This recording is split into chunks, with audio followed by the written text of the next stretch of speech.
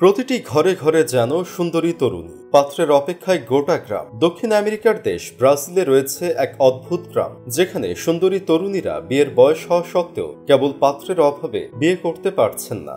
সুন্দরী তরুণীদের বিয়ে না হওয়া এই গ্রামের নাম নলভা কর্ডেইরো।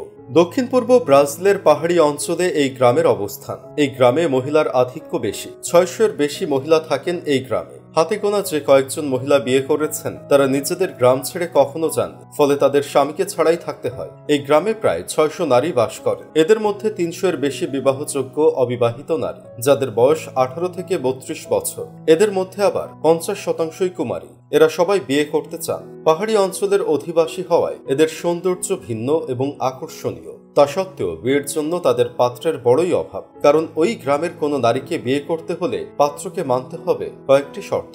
এই শর্তগুলো সচরাচর পুরুষতান্ত্রিক সমাজ মেনে নিতে আপত্তি জানায়। বিয়ে করার জন্য এই গ্রামের তরুণীরা পাত্র চেয়ে বিজ্ঞাপনও দিয়েছেন।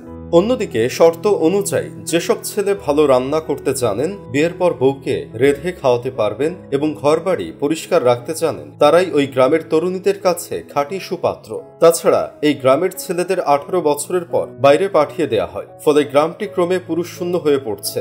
গ্রামটির বেশ কিছু অবিবাহিত তরুণী পাত্র না পেয়ে বিবাহিত পুরুষকে বেছে নিতে বাধ্য হয়েছেন, তবে তারা ঐতিহ্য ধরে রেখেছেন, ছেড়ে যাননি নিজের গ্রাম। এই গ্রামের বয়স প্রায় 128 বছর। তারপরও বাইরের কোনো গ্রামের সঙ্গে তাদের কোনো সম্পর্ক নেই। গ্রামের এমন রীতির পিছনে রয়েছে একটি কাহিনী। জানা যায় 1900 সালে মারিয়া সেনহিরোনা ডি লিমা নামের এক তরুণীকে তার ইচ্ছার বিরুদ্ধে বিয়ে দেওয়া হয়েছিল, কিন্তু শ্বশুর বাড়িতে বেশি দিন থাকেননি তিনি, পালিয়ে চলে আসেন এই গ্রামে। তখন থেকে এই গ্রামটি তিনি নিজের মতো করে গড়ে তোলেন, আর সেই থেকেই গ্রামের মেয়েরা বিয়ের পরেও সেখানেই থেকে যান। এই গ্রামে একটি রেওয়াজ, সকলকেই মেনে চলতে হয়। গ্রামের মেয়েরা বিয়ে হলে তারা কেউ শ্বশুর বাড়িতে যাবেন না, তাদের স্বামীদের এই গ্রামে এসে বসবাস করতে হয়। এই গ্রামের নারীরা পুরুষদের ওপর একেবারে নির্ভরশীল নন, তারা কৃষি কাজ করে জীবিকা নির্বাহ করেন। তাছাড়া একসাথে সন্তানদের দেখাশোনা করেন। গ্রামের সমস্ত মহিলা কমিউনিটি সেন্টারের জন্য হোয়াইট টিভি স্ক্রিন কিনেছেন, সেখানে তারা সবাই মিলে টিভি দেখেন, আনন্দ করেন।